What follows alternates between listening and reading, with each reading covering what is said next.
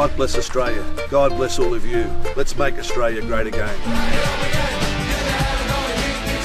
Clive Palmer likes to be the big, boisterous, happy larrikin in the room. He likes to be really the focus, as it were, of all the action, whether it be business or politics.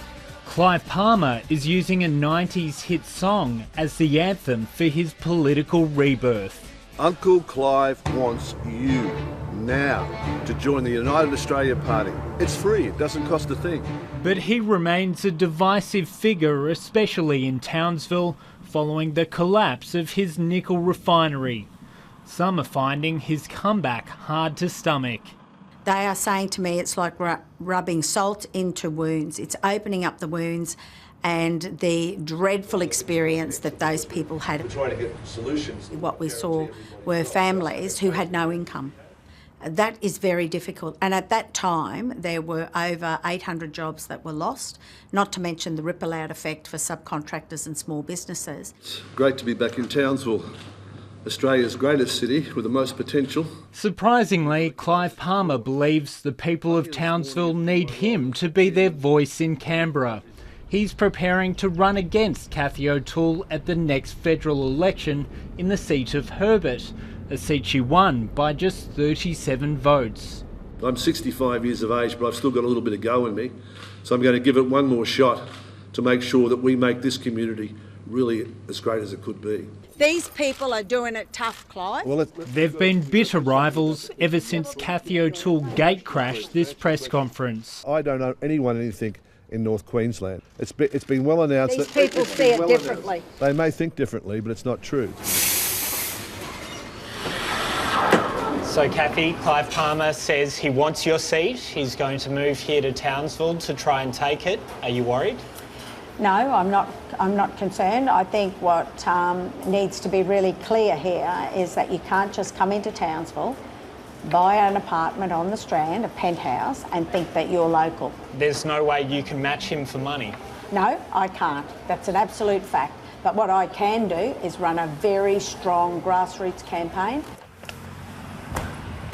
Clive Palmer is suing Cathy O'Toole for $500,000, claiming she defamed him in comments she made about the collapse of Queensland Nickel. Clive Palmer says you assassinated his character, did you? I do not believe that for 1 minute, and I will vigorously defend any allegations that he brings against me. I have a job to do. The people of this community expect me to continue to stand up for them. Clive Palmer's chances of winning Herbert are virtually zero. The fallout from Queensland Nickel damaged his character, damaged his ethos, damaged his reputation. It's really virtually impossible for him to win that seat. Given his low chance of success, political analyst Paul Williams believes there may be other motives behind Clive Palmer's return. There's a lot of relevance deprivation syndrome mixed up in Clive Palmer's bid, but also I think there's some politics of distraction mixed up in all of this as well. We know that Clive's facing some pretty stiff legal challenges over his business. And a third reason might be that he just likes to throw a curveball to the major parties as well. The United Australia Party wants zonal taxation. If you live outside our capital city, you should pay a lower tax rate. One Nation defector Senator Brian Burston gives the UAP a presence in Parliament, and other disgruntled candidates from Pauline Hanson's party have followed him. I don't do anything out of spite. It didn't work with Sam Cox, who wasn't impressed when he was approached. When you're just going to pop up a party overnight, call it a pop-up party, I can't see how it's going to push a policy, let alone have any say in any future government of this country. Sam Cox says he was offered campaign funding to run for the United Australia Party, but declined because he believes it lacks substance. But in the case of running for a party, which I don't know what it stands for, running for a party that I don't know what its policies are, just because they may want to give me some financial gain, is not what I'm about. Is there a difference between the United Australia Party and what the business interests are of a certain person? If last time you were here you left a sour taste in people's mouths, you've probably got a lot of work to do. God bless Townsville and all the people in it. The reality was that Clive was running it like his own corporation. He'd seconded a whole heap of people from his business.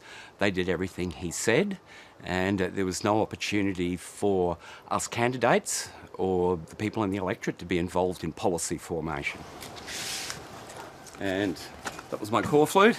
Thor Prohaska was a Palmer United candidate at the 2013 federal election, but he was disappointed with the infighting that led to its demise and believes Clive Palmer will struggle to convince other candidates to run again. I've had various social media interactions with my former candidates, and none of us believe that it's going to work out any better. In fact, we think it'll be worse because he's used up his goodwill the first time round. The self-proclaimed billionaire is on a charm offensive to win over the community, making generous donations to sporting clubs. So this is our new marquee that we just bought with the money that we got given from Clive Palmer. As you can see, he's our new sponsor for our club, and all day in the sun we're going to be sitting under it, the tent, while the kids are swimming up and down, so we'll use it for shade for that. Clive Palmer wrote a healthy cheque to the Townsville Tiger Sharks after Emma Talbot's 7-year-old son Thomas sent him a letter. And Thomas said, yeah, he should give the Tiger Sharks some money. So he wrote a letter, and then we typed it and sent it away, and then Clive's business manager called us a few days later and offered us to sponsorship of $10,000. So it's pretty special. Clive Palmer's a controversial figure here in Townsville. Has it changed your opinion of him? Not really. I'm pretty neutral on the politics side of things. We're just grateful for the donation from Clive. So I'm very happy to be here today to present a cheque. Have we got a cheque there, Darren? Ahead of the election, expect to see more of Clive Palmer selling himself as the people's champion and his critics firing back. I don't like it when some little kid at 8 can't go and play for his swimming lessons because his dad hasn't got a job, right? I find that very, very upsetting. They want a fighter.